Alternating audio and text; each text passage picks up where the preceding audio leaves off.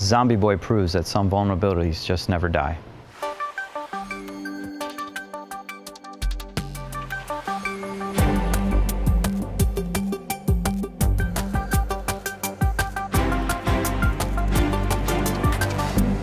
Manish, you've got a story about a cryptocurrency mining bot that's mining Monero? That's right. There was a recent article on Security Affairs. It was a researcher named James Quinn. He recently discovered a crypto mining worm called ZombieBoy. It gets the name from a toolkit that it uses called ZombieBoy Tools. So it uses the WinEgg drop for the backdoor access to spread the malware to new hosts.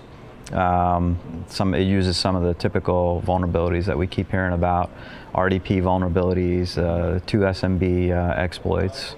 The toolkit uses the double pulsar exploit kit and the Eternal Blue exploit kit. The ones that WannaCry used. Yeah, the same thing as WannaCry used. So I feel like I'm repeating this entire same story over and over again. I think it's a little disappointing because these vulnerabilities have been well publicized and they're continue to be exploited.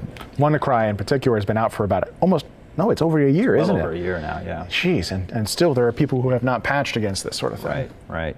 So, it uses the double pulsar and Eternal Blue to, remotely install the exploit, and then they drop a couple of files on there, and one of them is the mining software. Mm-hmm. It sends back to the command and control server. It sends the CPU info, and it also drops the miner, and it uses the XMRig miner software. Okay. Yep. And I think the article mentioned that they were able to mine about $1,000 of Monero coin a month. Which is not a lot, but it all depends on how extensive their bots are or their victims are. So one of the things about this is it's VM aware, so it makes it difficult. It doesn't run in a VM environment, so researching it is kind of difficult. So it seems to be yet another in a long string of these cryptocurrency mining bots that'll break into a box, install a Monero miner, and then continue to compromise other boxes on the network. It has that worm capability where it searches for additional victims to infect, and that's kind of how it's trying to spread. So hopefully, because it is a worm and because it spreads at the same exploit every time, it sounds like, maybe?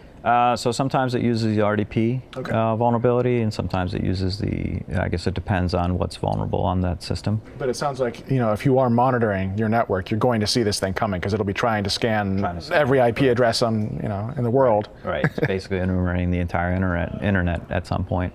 So if you are monitoring your network to look for this sort of behavior, looking for large amounts of scanning and then, traffic to known Monero mining pools would be a great way to spot this stuff. I'm not sure where the breakdown is because, like you said, this WannaCry has been an issue since last year, and it was highly publicized in the media. Mm-hmm. So where is the breakdown that these vulnerabilities and exploits are still able to be successful, throughout the internet? That's a good question. I can only speculate. I mean, maybe there's just admins who haven't gotten to it or have been unable to fix the problem. Maybe there's people who literally don't know they're running an out-of-date Windows box. Sure, right. I mean, we've seen not exactly embedded systems, but like appliances that are based around a Windows PC that people, would not necessarily consider a PC. They think it's some sort of appliance that they've plugged into their network, and if they're not aware that it's internet-facing. I mean, internet-facing is also a bit of a misdirect there because once it's inside of an internal network, it's going to be scanning there as well. So right, once the worm is there, it's going to try to infect all of the hosts on the network. Yep. Yeah.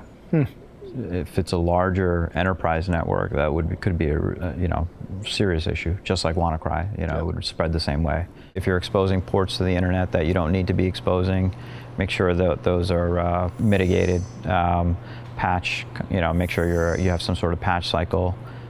If you're watching the show, you're probably in the group of people who have patched this, and I congratulate you for doing so, and thank you. Go talk to your friends who aren't watching the show. Maybe whisper in their ear, by the way, there's a couple vulnerabilities you should really be aware of at this point.